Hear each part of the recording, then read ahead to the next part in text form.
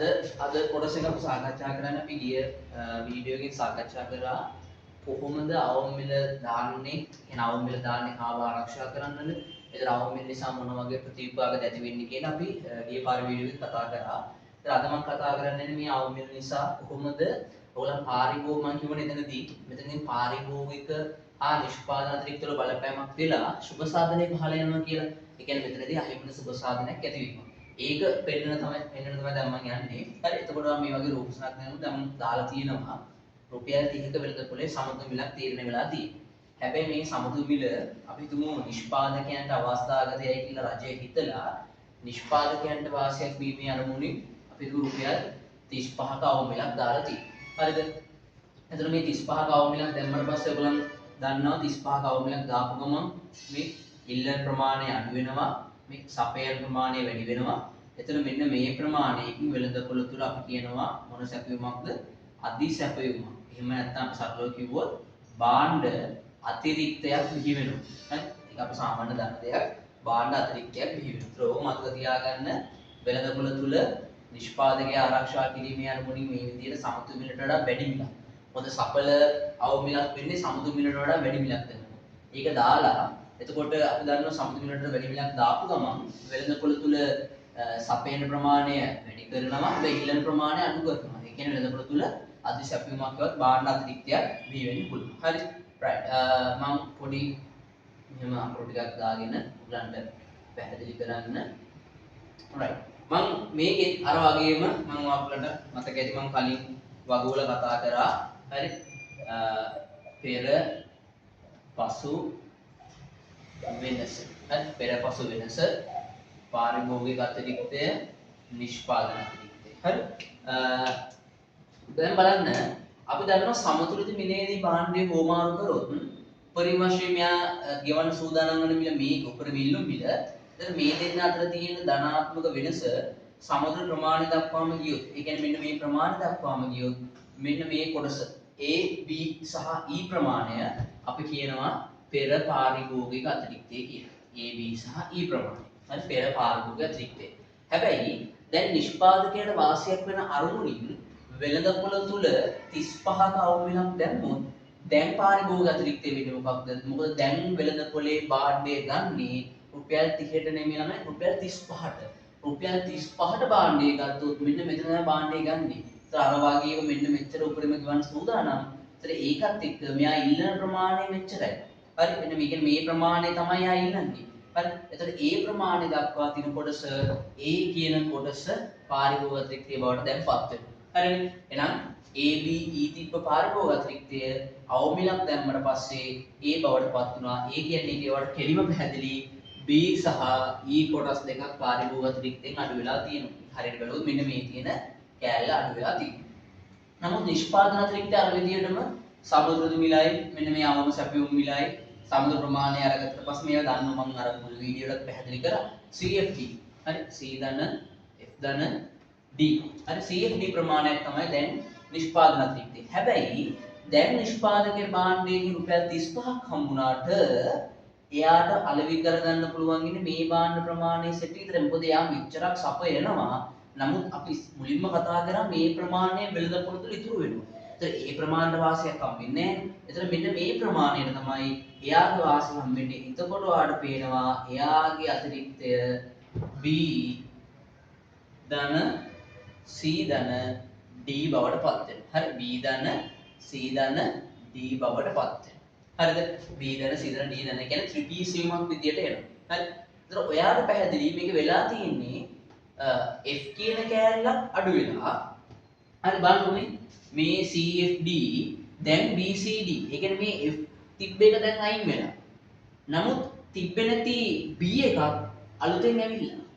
තිබ්බේ නැති B එකක් අලුතෙන් ඇවිල්ලා. ඒ කියන්නේ දැන් බලන්නකො මේ CFD විදියට මේ නිෂ්පාදන අතිරික්තය මෙහෙම තිබ්බා. දැන් ඒක ත්‍රිපී සීමාවක් වුණාට පස්සේ F කියන කෑල්ල අඩු වෙලා B කියන කෑල්ල අලුතෙන් එකතු වෙලා. ඒතර ඔයාලට මේක පැහැදිලි මේ B ට B කැපුවට පස්සේ මේකේ EF තමයි අවසාන වශයෙන් අහිමින සුබ සාධන විදිහට අපිට ගන්න පුළුවන්. හරි. ඒතර මේක අපිට ගන්න පුළුවන් මොන සුබ සාධන විදිහටද? අහිමි වන සුබ සාධන.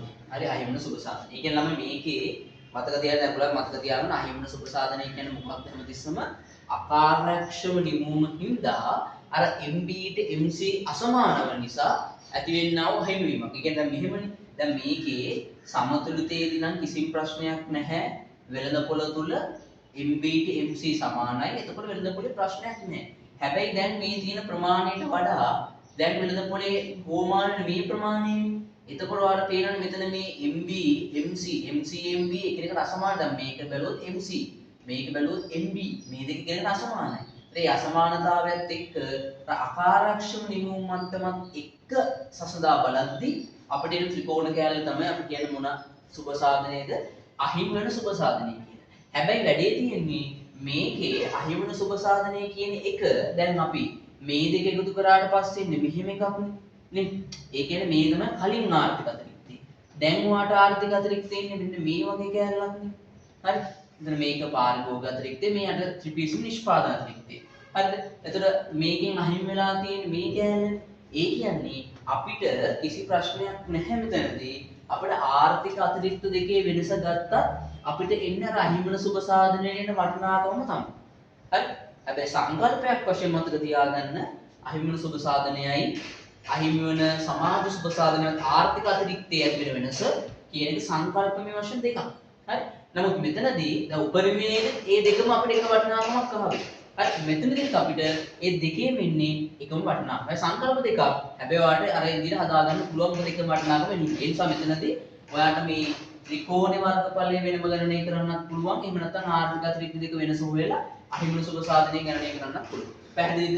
හරි. මම හිතන එක පැහැදිලිද කියලා ඔය විදිහට තමයි ඔයාගෙන් මේ අවම මිල නිසා ඇතිවන අහිමි සුබ සාධනයද සුබ සාධන ප්‍රතිවිපාකී කොහොමද පෙන්වන්නේ කිව්වොත් ඔයාලට මේ විදිහට පෙන්වන්න පුළුවන්. කලින් ABE ප්‍රමාණයක තිබ්බා පාරිභෝගික අතිරික්තය. ඒක A ප්‍රමාණය දක්වා අඩු වුණා. එතකොට BE ප්‍රමාණයේගේ පාරිභෝගික අතිරික්තය අඩු වෙනවා. නිෂ්පාදන අතිරික්තයේ CFD ප්‍රමාණයක් තිබ්බා. BCD ප්‍රමාණය වෙනස් වුණා. එතකොට B කොටස අලුතෙන් එකතු වුණා.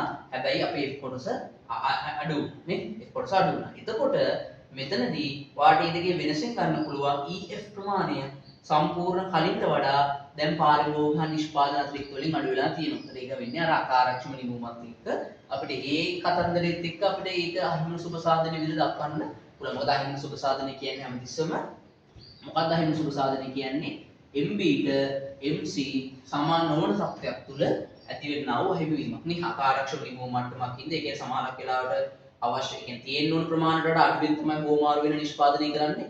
ඒක තියෙන ඕන ප්‍රමාණයට වැඩි. හරි. ඒතර ඒ තත්ත්වයේ තුල ඇති වෙන තත්ත්වයක් තමයි අහිමි සුබ සාධනය කියලා කියන්නේ. හැබැයි සමස්ත ආර්ථික අතිරික්තයේ වෙනස ගත්තත් අපිට මෙතනදී එන වටිනාකම් වශයෙන් ගත්තොත් වටිනාකම් සංකල්ප වශයෙන් නෙවෙයි වටිනාකම් වශයෙන් ගත්තොත් ඒ දෙක එක සමාන හින්දා මම ආර්ථික අතිරික්තයේ වෙනස මේ කලින් ආර්ථික අතිරික්තය මේ දෙක එකතු කරාට පස්සේ කලින් ආර්ථික අතිරික්තය මේ දෙක එකතු කරාට පස්සේ දැන් ආර්ථික අතිරික්තය. ඒතර මේකෙන් මේ කරුණාට පස්සේ ඔයාලට පේනවා මේ වගේ කැලලක් මොනවා වෙලා තියෙනවද අහිමි වෙලා තියෙන ඒක තමයි මේ EF කියලා කියන්නේ. මේක ලස්සනනේ EF ප්‍රමාණය අහිමි වෙන. හරිනේ? right. හැබැයි දැන් මේකේ දැන් මේක අවම මිලනේ. දැන් මේකේ තියෙන ප්‍රධානම ගැටලුව තමයි මෙන්න මේක. මොකක්ද මේක? අධිසැපියුම වෙළඳපොළ තුල ඇති වෙන එක. ඒ කියන්නේ අධිසැපියුමක් එහෙම නැත්නම් භාණ්ඩ අපි කියනවා අතිරික්තයක් වෙළඳපොළ තුල ඇති වෙන එක තමයි මේකේ තියෙන ප්‍රධාන ප්‍රශ්නේ. හේතුව තමයි දැන් නිෂ්පාදකයාට වාසියක් වන්න සමතුල මිලට වඩා වැඩි මිලක් විදියට අවම මිලක් දැම්මට වෙළඳපොළ තුල භාණ්ඩ සෙට් එකක් මෙන්න මෙතන ඉඳන් මෙතනට මේ සෙට් එක වෙළඳපොළ තුල ඉතුරු වුණොත් ඒක නිෂ්පාදකයන්ට ප්‍රශ්නයක්. හේතුව නිෂ්පාදකයෝ මේ භාණ්ඩ හදන්නේ පිරිවැයක් දරලා නේ. අපි සාමාන්‍ය දරනවා භාණ්ඩ හදන ප්‍රමාණයට අනුව ඒගොල්ලන්ට විචල්්‍ය පිරිවැයක් ගන්න පුළුවන්. හරි. ඒතර මේ විචල්්‍ය පිරිවැය මේගොල්ලන්ට කවර් කරගන්න විදියක් නැහැ. හරි. මොකද මේ ප්‍රමාණය නම් ප්‍රශ්නයක් නැහැ මේ ප්‍රමාණය අලෙවි කරගත්තා නේ. ඒ කියන්නේ පාරිභෝගික ගන්න ප්‍රමාණය දිනවනේ ඒ ප්‍රමාණය මෙතන මෙතනට ඒක අවුලක් නැහැ. හැබැයි මෙතන ඉඳන් මෙතනට වෙළඳපොළ තුල භාණ්ඩ ඉතුරු වුණානේ. ඒතර ඒකට කරන්න දෙයක් නැහැ. ඒක ප්‍රශ්නයක් නේ. ඒ නිසා රජයට මේක සම්බන්ධයෙන් මේක කළමනාකරණය කරන්නේ කොහොමද? හරි. මේක කළමනාකරණය කරන්නේ කොහොමද කියන එක ප්‍රශ්නයක් මතුවෙනවා. කොහොමද මේ අධිසැපීමට මොකද කරන්නේ නේ? අධිසැපීමට මොකද කරන්නේ? ඒතකොට ඒ සඳහා රජය වෙනම ප්‍රතිපත්තියක් ක්‍රියාත්මක වෙනවා මේ අවම මිල සහතික කරන්න සහතික මිල කියන ප්‍රතිපත්තියක් මම ඒක ඊළඟ වීඩියෝ එකේ පැහැදිලි කරලා තියෙනවා. හරි. සහතික මිල ප්‍රතිපත්තිය කොහොමද අවම මිල ප්‍රතිපත්තිය වෙනස් වෙන්නේ කියලා. ඒතර අවම මිල ප්‍රතිපත්තිය තුළ ප්‍රධාන වශයෙන් කරන්නේ අවම මිල දාන එක විතරයි. හැබැයි ඊකින් ඇතිවන අධිසැපියුම අතිරික්තය කළමනාකරණය කරන්නේ කොහොමද කියන එක සහතික මිල ප්‍රතිපත්තිය හරහා ඔයගලන්ට කියලා දෙනවා. මේ සහතික මිල ප්‍රතිපත්ති ක්‍රම දෙකක් තියෙනවා ප්‍රධාන වශයෙන්. මේ ක්‍රම දෙක මම ඔක්කොම ඊළඟ වීඩියෝ එකේ පැහැදිලි කරලා දෙලා තියෙනවා. හරිනේ. එහෙනම් අවම මිලේදී එන ගැටලුව ඔයගලන්ට පැහැදිලි. අවම මිලේදී අහිමන සුබ සාධනයේ EF ප්‍රමාණයක් එනවා. ඒක අපිට අර වටිනාකම වශයෙන් ගත්තොත් ආර්ථික අතිරික්තය වෙනසිනුත් හොයන්න පුළුවන්. එහෙම නැත්නම් මේ ත්‍රිකෝණ වර්ගඵලයෙන් හොයන්නත් පුළුවන්. ආකාරක්ෂම නියමුවත් එක්ක MBMC අසමාන තත්ත්වය තුල ඇතිවෙනා වූ හිමිවීම. එතකොට මෙතන තියෙන ප්‍රශ්නේ තමයි වෙළඳපොළ තුල අධිශප්පීමක් ඇති වෙන එක. ඒ කියන්නේ භාණ්ඩ අතිරික්තයක් ඉතුරු වෙනවා. මොකද මේකට කොස්ට් එකක් දරලා තමයි නිෂ්පාදක වෙන්නේ. ඉතුරු කරන පාඩුවේ. ඒක කළමනාකරණය කරන්න රජය විසින් ක්‍රියාත්මක කරන තා ප්‍රතිපත්තියක් සහතික වෙන ප්‍රතිපත්තිය නැත්නම් මිල ආධාරක ප්‍රතිපත්තිය. හරි. අපි ඒක දැන් මම ඊට පස්සේ පැහැදිලි කරන්න කොහොමද මේ මිල ආධාරක ප්‍රතිපත්තියක ක්‍රියාත්මක වෙන්නේ කියලා. මේක තමයි අවම මිලේදී අහිමි සුබ සාධන නැත්නම් පාරිභෝගික නිෂ්පාදන අතර එක්තන මොන වගේ බලපෑමක්ද ඇති වෙන්නේ කියන එක.